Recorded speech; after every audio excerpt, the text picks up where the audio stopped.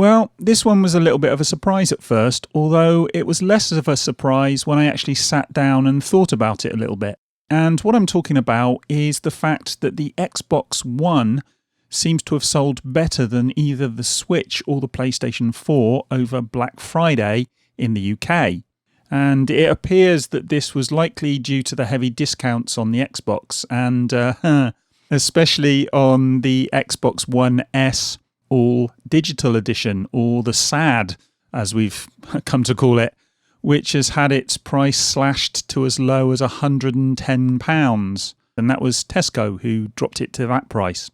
You could also pick it up bundled with Sea of Thieves, Minecraft and Fortnite for as little as £129.99, so 130 quid. And from my perspective, that takes the console into the area of an impulse buy, so it's hardly surprising that it was selling so well. The actual numbers, which come from an article in gamesindustry.biz, were around about 100,000 for the week. And as I say, the lion's share of those were the SAD edition, which again isn't surprising. The Xbox One X also got a hefty discount down to 299 quid, but that's still a pretty hefty chunk of change when compared to 110 or 129 pounds with games. The sales were also a little behind Xbox sales for Black Friday last year, but that's hardly surprising again, given that we're nearing the end of the Xbox One's life. What makes this really interesting, though, is that these sales figures appeared around the same time that renewed rumours surfaced around Xbox's Lockhart console, which is due to be released next year alongside Anaconda. Now, when we first started to hear about Microsoft's next console, there was speculation that there would be two versions, one named Anaconda, as I say, and the other one named Lockhart. Anaconda was to be the beast, with massive power, along the lines of what we've got with Xbox One X now, but obviously for the next generation, while Lockhart would be the lower powered and cheaper machine. The trouble is, though, the talk about Lockhart quickly died down, and there was no mention of it at all at E3 this year. That all changed this week, though, when Kotaku published an article by Jason Schreier titled "Sources: Microsoft is still planning a cheaper, diskless, next-gen Xbox." According to Schreier, Kotaku has learned that Lockhart is in fact still in the works as a cheaper, digital-only alternative to Scarlett, as the original rumours suggested.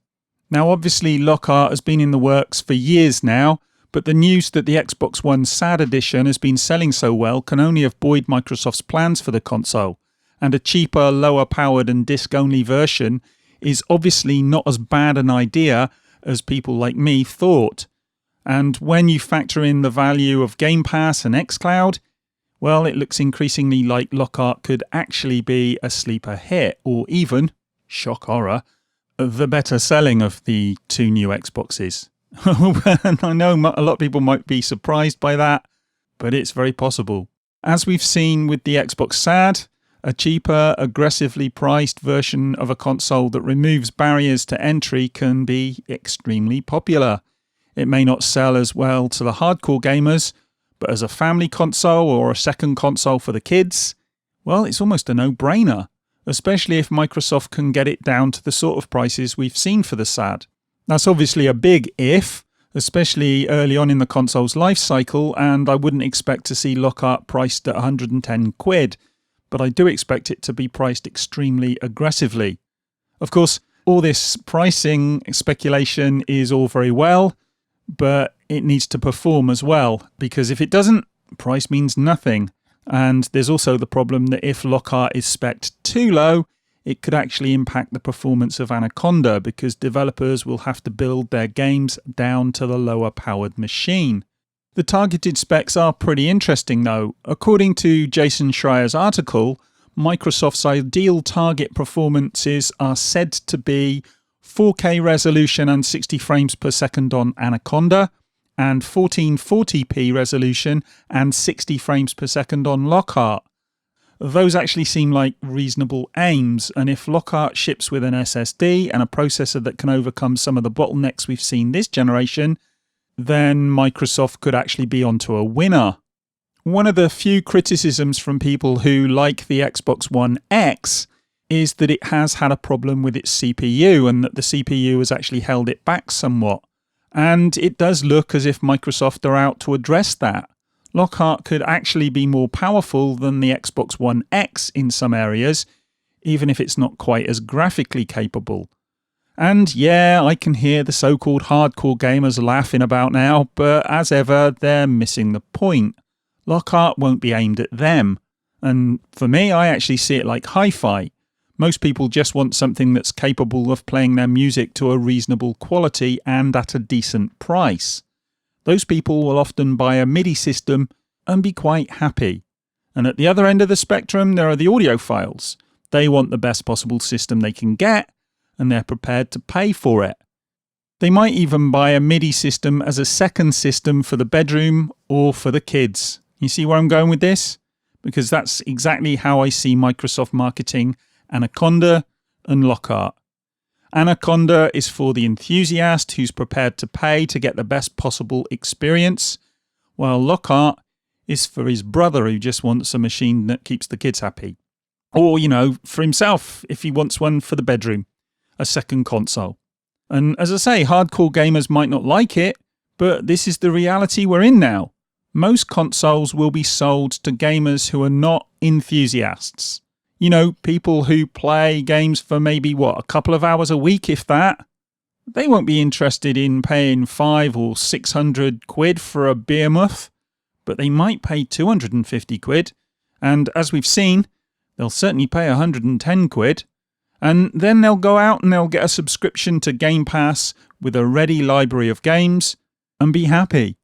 And if you don't believe me, take a look again at the Xbox One S All Digital Edition. And again, at the sales over the Black Friday period, a week or however long it is these days. How many hardcore gamers do you think actually went out and bought a SAD over the Black Friday period as their main console? Not many. That's the answer, I'll tell you, not many. It will have been families and it will have been people buying consoles for their kids or people who wanted a second console, that kind of thing. So yeah. Lockhart might actually sell really well if Microsoft can get the pricing right. And with Game Pass and xCloud and all that lot coming along, there's going to be a whole set of games for people to just pay their subscription and forget about it. And that's what Microsoft want. And me and you, the gamers who are enthusiasts, well, we're still going to have Anaconda, aren't we, if we want that one. Or if we'd rather go blue, we can buy the PlayStation. But anyway, that's what I think about it. You guys might, as ever, disagree with me. And if you do, let me know in the comments. And if you like this one, give it a thumbs up. If you didn't, feel free to give it a thumbs down. And I'll speak to you guys in the next one. Bye.